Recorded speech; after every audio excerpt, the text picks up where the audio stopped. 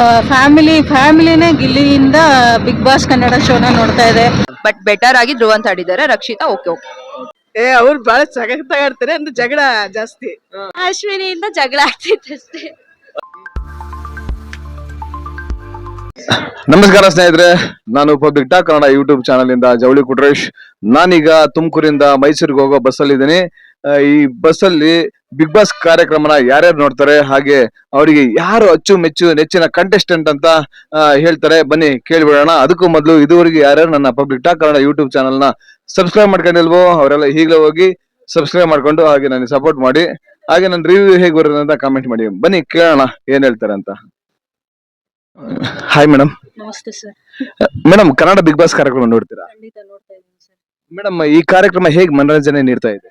ಚೆನ್ನಾಗಿದೆ, but ಒಂದೊಂದ್ಸಲಿ doubt ಆಗುತ್ತೆ ಅದು ರಿಯಾಲಿಟಿ ಶೋನಾ ಅಲ್ವಾ ಸ್ಕ್ರಿಪ್ಟೆಡ್ ಅಂತ. But this time Gilli is doing very well. Madam, ಗಿಲ್ಲಿನೇ ಯಾಕೆ ಇಷ್ಟ ಮೇಡಮ್?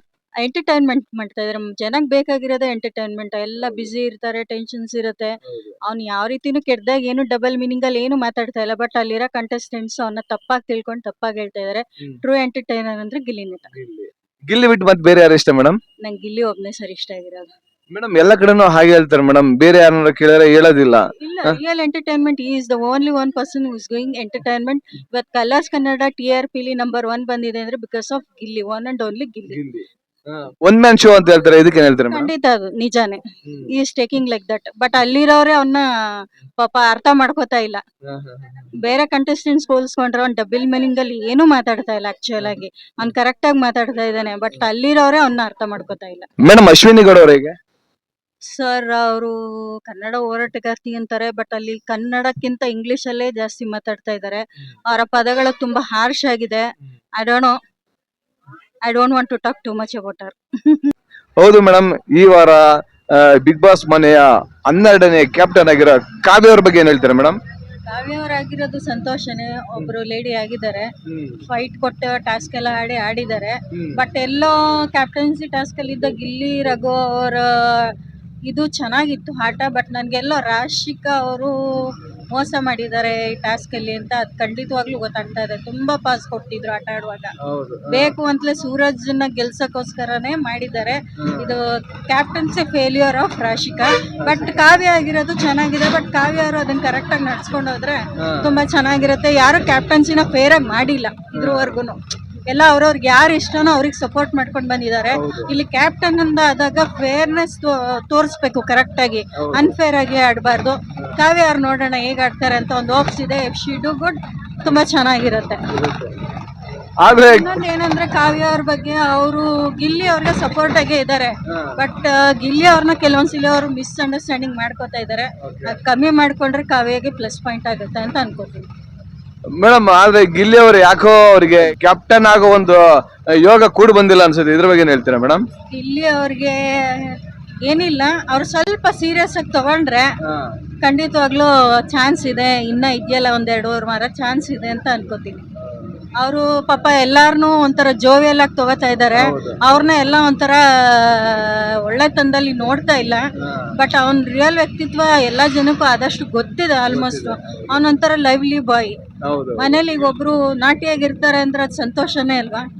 ಅವನು ಡಬಲ್ ಮೀನಿಂಗ್ ಮಾತಾಡಿದ್ರೆ ಇವರೆಲ್ಲ ಅದನ್ನ ತಪ್ಪಾಗಿ ತಿಳ್ಕೊಳ್ಳೋದು ಅರ್ಥ ಇರುತ್ತೆ. ಬಟ್ ಅವ್ನ ಡಬಲ್ ಮೀನಿಂಗ್ ಇವತ್ತಿನ ತನಕ ಮಾತಾಡಿಲ್ಲ. ಬಟ್ ನೋಡಿದಾಗ ಗಿಲ್ಲಿ ಒಂಥರ ತುಂಬಾ ಎಲ್ಲರಿಗೂ ಎಂಟರ್ಟೈನ್ಮೆಂಟ್ ಮಾಡ್ತಾ ಇದ್ದಾನೆ. ಅದು ಖುಷಿ ಇದೆ ಎಲ್ಲರಿಗೂ. ಹೌದು ಮೇಡಮ್, ಇನ್ನೊಂದ್ ಕಡೆ ಕೇಳ್ಪಟ್ಟೆ ಏನಂದ್ರೆ ಗಿಲ್ಲಿ ಬೇಕಂತಲೇ ಈ ಸರಿ ಕಾವ್ಯಗೆ ಕ್ಯಾಪ್ಟನ್ ಆಗ್ಬೇಕಂತ ಅವನು ಸರಿಯಾಗಿ ಆಟ ಆಡ್ಲಿಲ್ಲ ಅಂತಂದು ಹೇಳ್ತಾ ಇದಾರೆ. ಇದ್ರ ಬಗ್ಗೆ ಏನ್ ಹೇಳ್ತೀರಾ? ಇಲ್ಲ, ಅವನು ಟಾಸ್ಕ್ ಆಡಿದ್ದಾನೆ. ಟಾಸ್ಕ್ ವಿಚಾರದಲ್ಲಿ ಏನಿಲ್ಲ. ಬಟ್ ಮೋಸ ಆಗಿರೋದು ರಾಶಿಕಾ ಅವರಿಂದಾನೆ. ಅವ್ರು ಕಂಪ್ಲೀಟ್ ಸೂರಜ್ ಪರವಾಗಿ ಇದ್ರು. ಪ್ರತಿಯೊಂದು ಹಂತದಲ್ಲೂ ತುಂಬಾನೇ ಅನ್ಫೇರ್ ಆಗಿ ನಡ್ಕೊಂಡಿದ್ದಾರೆ. ಇದ್ರ ಬಗ್ಗೆ ಸುದೀಪ್ ಅವರು ಮಾತಾಡಿದ್ರೆ ತುಂಬಾ ಒಳ್ಳೇದು. ಸೀರಿಯಸ್ ಆಗಿ ಮಾತಾಡೋದು ಒಳ್ಳೇದು. ಕೆಲವೊಂದು ವಿಚಾರದಲ್ಲಿ ನಾಮಿನೇಷನ್ ಮಾಡುವಾಗ ಅಷ್ಟೇ ರೀಸನ್ಸ್ ನ ಕರೆಕ್ಟ್ ಆಗಿ ಕೊಡಲ್ಲ. ಬರೀ ಸಿಲ್ಲಿ ರೀಸನ್ಸ್ ಕೊಡ್ತಾ ಇದಾರೆ. ಓನ್ಲಿ ಗಿಲ್ಲಿ ಆಲ್ವೇಸ್ ಗಿಲ್ಲಿ ಏನ್ ಮಾಡ್ತಾನೆ? ಹಂಗಾರೆ ಮನೇಲಿ ಎಲ್ಲ ಜಗಳ ಆಡ್ಕೊಂಡೇ ಇರ್ಬೇಕಾ? ಇಲ್ಲ ಸಪ್ಪಗ ಒಂದ್ ಮೂಲೆಯಲ್ಲಿ ಕೂತಿರ್ಬೇಕಾ? Is keeping the house happy. ಅದು ಬೇಕಾಗಿರೋದು, ಎಲ್ಲರಿಗೂ ಬೇಕಾಗಿರೋದು ಅದೇ. ಅದನ್ನ ಕರೆಕ್ಟ್ ಆಗಿ ಅರ್ಥ ಮಾಡ್ಕೋಬೇಕು ಅವರು ಕೂಡ ಅದನ್ನ. ಬಟ್ ರಘು ಅವರು ಇತ್ತೀಚೆಗೆ ಅವ್ರನ್ನ ತುಂಬಾ ಯಾಕೋ ಟಾರ್ಗೆಟ್ ಮಾಡ್ತಾ ಇದಾರೆ. ರೀಸನ್ ಏನಂತ ಗೊತ್ತಿಲ್ಲ. ನಾನು ಭದ್ರಾವತಿಯಲ್ಲಿ ಕೇಳಿದೆ, ಭದ್ರಾವತಿಯಲ್ಲಿ ಹೇಳಿದ್ರು ಗಿಲ್ಲಿನ ನಾಮಿನೇಷನ್ ಮಾಡ್ತಾರೆ, ರೀಸನ್ ಏನಂದ್ರೆ ನಾನು ಯಾರನ್ನೇನ್ ಕೆಳಗಾಕ್ ಬೀಳ್ತಿದ್ದೀನಿ. ಈ ಹೋದ್ ಸೀಸನ್ಗಳು ಆಚೆ ಸೀಸನ್ಗಳಲ್ಲಿ ಕೆಟ್ಟ ಪದಗಳನ್ನೆಲ್ಲ ಮಾತಾಡಿ ತರ ಅವ್ನು ಏನೂ ಮಾತಾಡಿಲ್ಲ ಆಕ್ಚುಲ್ ಆಗಿ. ಅದನ್ನ ಇವ್ರುಗಳೇ ಅರ್ಥ ಮಾಡ್ಕೋಬೇಕು. ಕೆಲವ್ರು ಇವನ್ನೇ ಉಪಯೋಗಿಸ್ಕೊಂಡು ಇವನ್ನೇ ತುಳಿತಾ ಇದಾರೆ. ಬಟ್ ಗಿಲ್ಲಿಗೆಲ್ಲ ಗೊತ್ತಿದ್ರು ಅವ್ನ್ ಮೈಂಡ್ ಗೇಮ್ ಅಲ್ಲಿ ಆಟ ಆಡ್ತಾ ಇದ್ದಾನೆ, ಅವ್ನ್ ಕರೆಕ್ಟ್ ಆಗಿ ಆಟ ಆಡ್ತಾ ಇದ್ದಾನೆ. ಅವ್ನ ಒಳ್ಳೆತನನ ಬೇರೆಯವ್ರು ಅರ್ಥ ಮಾಡ್ಕೋಬೇಕಷ್ಟೇ. ಬಡವ್ರ ಮಕ್ಳಿಗೆ ಸಪೋರ್ಟ್ ಮಾಡ್ಬೇಕು ಸರ್ ಈಗಿನ ಕಾಲದಲ್ಲಿ. ಎಲ್ಲಾ ಕಡೆ ಅದೇ ಮಾತು ಬರ್ತಿದೆ. ಇಲ್ಲ ಮಾಡ್ಬೇಕು, ಯಾಕಂದ್ರೆ ಟ್ಯಾಲೆಂಟ್ ಅನ್ನೋದಿದೆ. ಇವರು ಎಲ್ಲ ನಾಲೆಡ್ಜ್ ಇದೆ, ಎಜುಕೇಶನ್ ಇದೆ, ಪೊಲಿಟಿಕಲ್ ಬೇಸ್ ಇದೆ, ದುಡ್ಡಿದೆ, ಎಲ್ಲ ಇದೆ. ಆದ್ರೆ ಅಹಂಗಳು ನೋಡ್ತಿದೀವಲ್ಲ ಮಾತುಗಳು ಹೇಗಿದೆ ಅಂತ. ಅವ್ರುಗಳು ಮಾತಾಡೋ ಮಾತಂತೂ ಗಿಲ್ಲಿ ಮಾತಾಡಿಲ್ಲ. ಅದು ತುಂಬಾ ಸಂತೋಷ ಇದೆ ನಮ್ಗೆ. ಹೋದ್ಸಲಿ ಹನುಮಂತು ಅವರು ಚೆನ್ನಾಗಿ ಆಡಿದ್ರು. ಸೊ ಮೋಕ್ಷಿತಾ ಪೈನು ಚೆನ್ನಾಗಿದ್ರು ಲಾಸ್ಟ್ ಮ್ಯಾಚ್ ಅಲ್ಲಿ. So this time Kavya is also behaving very decently. ಅದು ಸಂತೋಷ ಇದೆ. ಹೆಣ್ಮಕ್ಳು ಹೇಗಿರ್ಬೇಕು ಹೊರಗಡೆ ಒಂದು ಶೋ ಅಲ್ಲಿ ಬಂದಾಗ ಅಂತ ಕೆಲವೊಂದನ್ನ ಅವ್ರು ಕರೆಕ್ಟ್ ಆಗಿ ಪ್ರೂವ್ ಮಾಡ್ತಾ ಇದಾರೆ. ಅದನ್ನ ನೋಡಿ ಈಗಿನ ಹೆಣ್ಮಕ್ಳುಗಳನ್ನ ಕಲ್ತ್ಕೋಬೇಕು ಕೆಲವರು. ಈ ರಾಶಿಕಾ ಸೂರಜ್ ತರ ಅಂತೂ ಖಂಡಿತ ಬೇಡ. Super madam. ನಿಮ್ಮ ಒಂದು ಆಧಾರದ ಮೇಲೆ ಈ ಒಂದು ಬಿಗ್ ಬಾಸ್ ಅಲ್ಲಿ ಟಾಪ್ 5 ಅಲ್ಲಿ ಯಾರು ಇರ್ಬೋದು ಅಂತ ನಿಮ್ಮ ಅನಿಸಿಕೆ ಮೇಡಮ್? ನನ್ನ ಪ್ರಕಾರ ಗಿಲ್ಲಿ, ರಕ್ಷಿತಾ, ರಘು, ಕಾವ್ಯ, ಅನದೋರನ್. ರಘು ಹೇಳ್ದೆ. Dhanush madam? Dhanush also is good. But ಏನಂತಂದ್ರೆ ಒಂಥರ ಎಂಟರ್ಟೈನ್ಮೆಂಟ್ ಇಲ್ಲ. ಈಸ್ ಎ ಟಾಸ್ಕ್ ಮಾಸ್ಟರ್ ಅನ್ನೋಷ್ಟಕ್ಕೆ ಆಗ್ಬಿಟ್ಟಿದೆ ಅವರು. So Gilli is doing in all the way. ಗಿಲ್ಲಿಯಿಂದಾನೇ ಫ್ಯಾಮಿಲಿನೇ ಗಿಲ್ಲಿಯಿಂದ ಬಿಗ್ ಬಾಸ್ ಕನ್ನಡ ಶೋನ ನೋಡ್ತಾ ಇದೆ. ಅದು ತುಂಬಾ ಸಂತೋಷ ಇದೆ ಕುಟುಂಬದಲ್ಲಿ ಎಲ್ಲರಿಗೂ. ಅವ್ನು ಚೆನ್ನಾಗಿ ಬೆಳಿಬೇಕು, ಅವ್ನು ಒಳ್ಳೇದಾಗ್ಲಿ.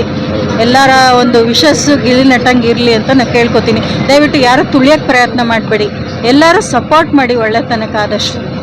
ಮೇಡಮ್ ಒಟ್ಟಾರೆಯಾಗಿ ನಿಮ್ಮ vote madam? Gilli, only Gilli. Jio Hotstar ಅಲ್ಲಿ ನೀವೆಲ್ಲ ಓಟ್ ಹಾಕ್ತೀರಾ ಮೇಡಮ್? ಖಂಡಿತ. ನಿಮ್ಮ ಫ್ಯಾಮಿಲಿ ಓಟ್ ಎಲ್ಲ ಯಾರಿಗೆ ಮೇಡಮ್? ಎಲ್ಲ ಗಿಲ್ಲಿ ನಟಗೆ. ಎಲ್ಲರೂ ಜಿಯೋ ಹಾಟ್ ಸ್ಟಾರ್ ಅಲ್ಲಿ ಗಿಲ್ಲಿ ನಟಂಗೆ ವೋಟ್ ಮಾಡಿ. ಇದು ನನ್ನ ಪರ್ಸನಲ್ ರಿಕ್ವೆಸ್ಟ್. ಹಾಗೆ ಎಲ್ಲರ ಪರವಾಗ್ಲೂ ಒಂದು request. Thank you. Thank you so much madam. ತುಂಬಾ ಚೆನ್ನಾಗಿ ಮಾತಾಡ್ತೀರಾ. Thank you so much. Vote for Gilli. Thank you madam. Madam ನಮಸ್ತೆ. ನಮಸ್ಕಾರ ಸರ್. ಮೇಡಮ್ ಈ ಕನ್ನಡ ಬಿಗ್ ಬಾಸ್ ಕಾರ್ಯಕ್ರಮ ನೋಡ್ತೀರಾ? ನೋಡ್ತೀವಿ. ಮೇಡಮ್ ಈ ಕಾರ್ಯಕ್ರಮದಲ್ಲಿ ನಿಮ್ಗೆ ಯಾರು ಇಷ್ಟ? ಗಿಲ್ಲಿ ಮೇಡಮ್ ಎಲ್ರು ಗಿಲ್ಲಿ ಅಂತ ಹೇಳ್ತಾರಲ್ಲ, ಯಾಕೆ? ಚೆನ್ನಾಗ್ ಆಡ್ತಿದ್ದಾರೆ, ಹಾಗಾಗಿ ಗಿಲ್ಲಿ.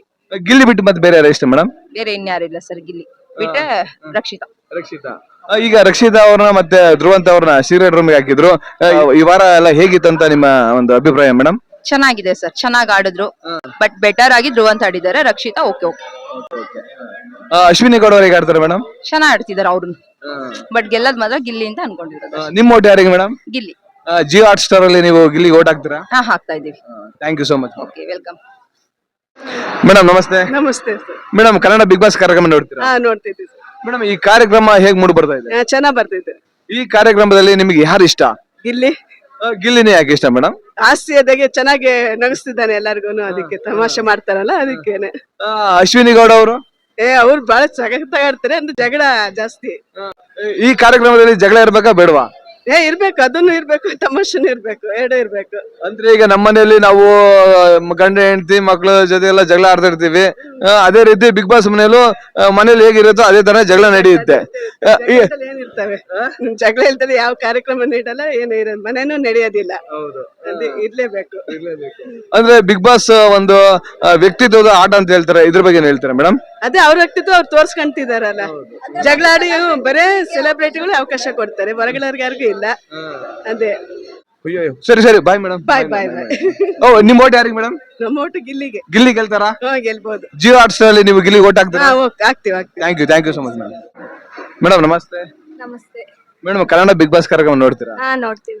ಈ ಕಾರ್ಯಕ್ರಮ ಹೇಗ್ ಮೂಡಿ ಬರ್ತಾ ಇದೆ? ಚೆನ್ನಾಗ್ ಬರ್ತಿದೆ. ಈ ಕಾರ್ಯಕ್ರಮ ಎಲ್ರಿಗೂ ಮನರಂಜನೆ ನೀಡ್ತಾ ಇದೆಯಾ? ನೀಡ್ತಿದೆ. ಗಿಲ್ಲಿಯಿಂದ ನೀಡ್ತಿದೆ. ಗಿಲ್ಲಿ ಬಿಟ್ರೆ ಅಶ್ವಿನಿಯಿಂದ ಜಗಳ ಆಗ್ತಿದೆ ಅಷ್ಟೇ. ಅಂದ್ರೆ ಗಿಲ್ಲಿ ಮತ್ತೆ ಅಶ್ವಿನಿ ಜಗಳದಿಂದ ಬಿಗ್ ಬಾಸ್ ಅಲ್ಲಿ ಮನರಂಜನೆ ನೀಡ್ತಾ ಇದೆ ಅಂತ ಹೇಳ್ತೀರಾ? ಹೌದು.